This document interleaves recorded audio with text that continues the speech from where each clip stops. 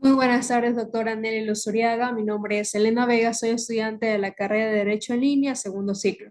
Hoy voy a hablar sobre un tema muy importante que es el origen de la sociología.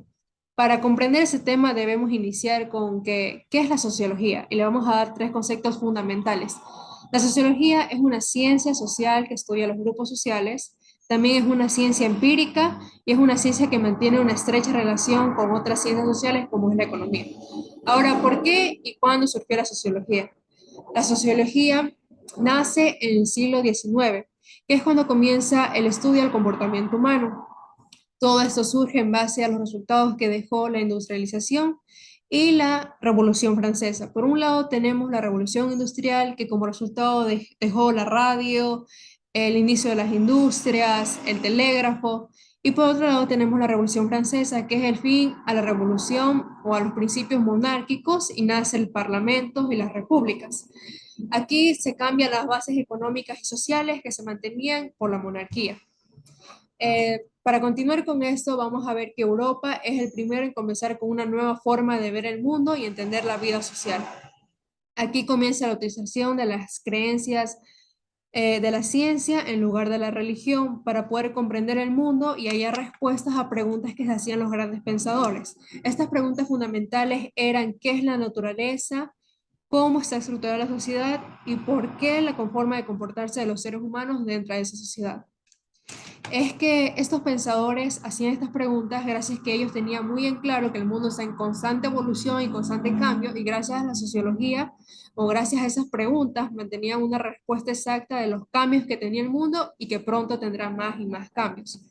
Ahora, los padres fundadores de la sociología son dos franceses y dos alemanes. Por el lado de Alemania tenemos a Max Weber y Karl Marx. Los franceses, Auguste Comte y Emile Juncker. Ellos fueron los que dieron surgimiento a la sociología y dedicaron sus estudios a analizar esta ciencia. Gracias a la sociología surge una nueva forma de pensar basada en la razón.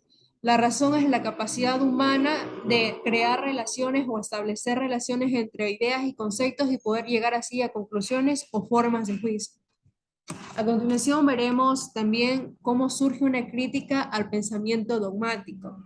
El pensamiento dogmático se basaba o se fundaba gracias a un dogma. Un dogma es una proposición que se creía cierta, es decir, que sin ningún tipo de fundamento científico, la gente creía en aquel dogma, porque se establecía o se aceptaba una verdad sin la posibilidad de cuestionamiento, sin saber si esta realidad o esta verdad es meramente cierta. Con esto se da el empirismo. El empirismo se enfatiza en tres puntos fundamentales, que son la experiencia, la evidencia y la percepción sensorial.